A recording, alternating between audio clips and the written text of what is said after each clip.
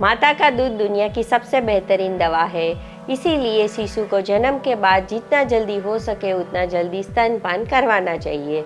But जन्म के बाद शिशु को स्तनपान न करवाने के बड़े लोगों के पास कई कारण होते हैं। तो चलिए आज हम ये कारण के बारे में डिटेल में चर्चा करेंगे। सबसे पहला कारण जो है वो माँ थकी हुई होती है। डिलीवरी की जो प्रोसेस है वो दर्दनाक है, थकाने वाली है। डिलीवरी के बाद 1 घंटे तक नवजात शिशु पहले बहुत रोता है, फिर जगता है और उसके बाद गहरी नींद में सो जाता है।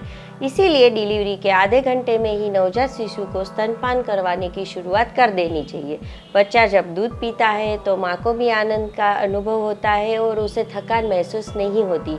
इसीलिए सभी पीडियाट्रिशियन यानी कि बच्चों के डॉक्टर, गायनेकोलॉजिस्ट, विश्व की संस्थाएं और बच्चों को देखभाल करने वाली सामाजिक संस्थाएं डिलीवरी के 1 घंटे में ही स्तनपान शुरुआत करने की सलाह देती है और समाज में संदेश भी देती है। नंबर 2, अगर ऑपरेशन से डिलीवरी हुई है तो माँ घबराई हुई होती है। जी हाँ, अगर डिलीवरी सिजेरियन सेक्शन से हुई है तो माँ के कमर के भाग में इंजेक्शन लगाया जाता है, जिसकी वजह से पेट और पैर का भाग सुन्न हो जाता है। बट माँ जगती होती है, कॉन्शियस होती है। तो ऐसी सिचुएशन में अगर घर के व्यक्ति माँ की मदद करे, बच्चे को पकड़ के बच्चे का सर ऊपर रख के उसको स्तनपान करवाने में मदद कर सकते हैं, जिसकी वजह से माँ को भी मातृत्व का आनंद फील होता है। नंबर 3, शुरुआत के 2-3 दिनों में माता के दूध में गड़बड़ होती है।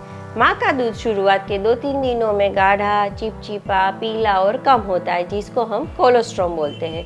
इसमें भरपूर रोग प्रतिकारक शक्तियाँ होती है। इसे नवजात शिशु की पहली रोग प्रतिकारक शक्ति भी कहा जाता है। यह कोलोस्ट्रम पिलाने से बच्चों को बार बार सर्दी, खांसी और गैस्ट्रो की बीमारी के सामने हम प्रोटेक्शन दे सकते हैं। तो इसको खराब या गड़बड़ समझ के फेंक देना नहीं चाहिए।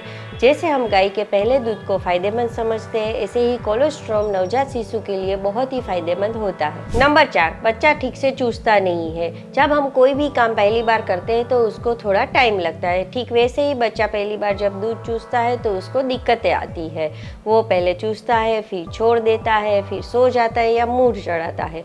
ये सब शुरुआत के एडजस्टमेंट का ही एक पार्ट होता है। जैसे कि पहली बार डिलीवरी करने वाली माँ के लिए भी ये नया अनुभव होता है।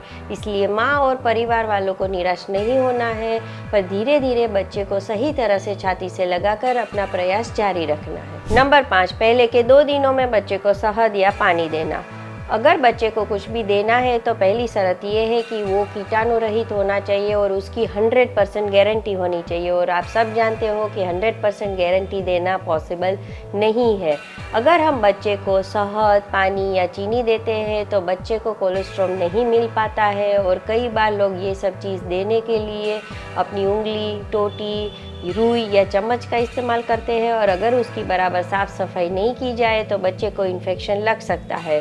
तो अगर कुछ भी चीज़ देनी है तो 2 शर्तों का पालन करना बहुत ही ज़रूरी है कि बच्चे को स्तनपान करवाते रहना चाहिए और आप जो भी दे रहे हो वो 100% कीटाणु रहित होना चाहिए। नंबर 6, बच्चे को घर जाके दूध पिलाएंगे ना। काफ़ी बार बच्चे को शुरुआत के दिनों में दूध नहीं पिलाने के पीछे ये भी रीज़न दिया जाता है कि माँ थकी हुई है, अभी उसने कुछ खुराक नहीं ली है तो अच्छे से दूध नहीं आया।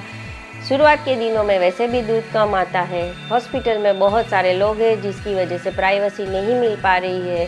तो जल्दी क्या है, हम घर जाके बच्चे को अच्छे से दूध पिलाएंगे। और यह सब चीज़ों के पीछे बच्चे को अगर हम कोलोस्ट्रॉल नहीं पिलाते हैं तो ये वाजिब नहीं माना जाता है। इसीलिए कोई भी रीज़न हो, बच्चे को कोलेस्ट्रॉल तो मिलना ही चाहिए। नंबर 7, 1-1.5 साल तक दूध पिलाना है तो जल्दी क्या है। जैसे हम पूरी जिंदगी सांस लेते हैं और दिल धड़कता रहता है, तो क्या हम इसे बंद कर देते हैं।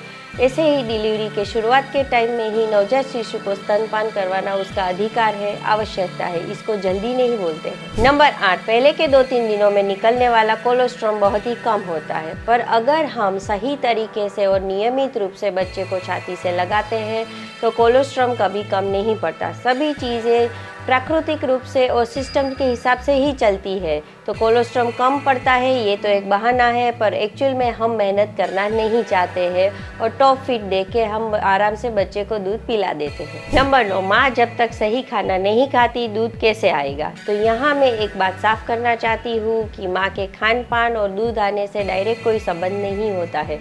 दूध आने के लिए मातृत्व की भावना और मानसिक स्थिति स्वस्थ होनी चाहिए। इसलिए माँ या परिवार वालों को चिंता किए बिना स्तनपान शुरू कर देना चाहिए, यही ज़्यादा फायदा फायदेमंद है। नंबर 10, हमने कई बच्चों को बिना दूध पिए ही बड़ा किया है। बच्चा किसी भी प्रकार के दूध के बिना भी बड़ा हो सकता है, पर अगर हम विज्ञान और डॉक्टर का समर्थन किए बिना अगर हम दूध नहीं पिलाते हैं तो इसमें नुकसान बच्चे का ही है जो अभी जन्मा है।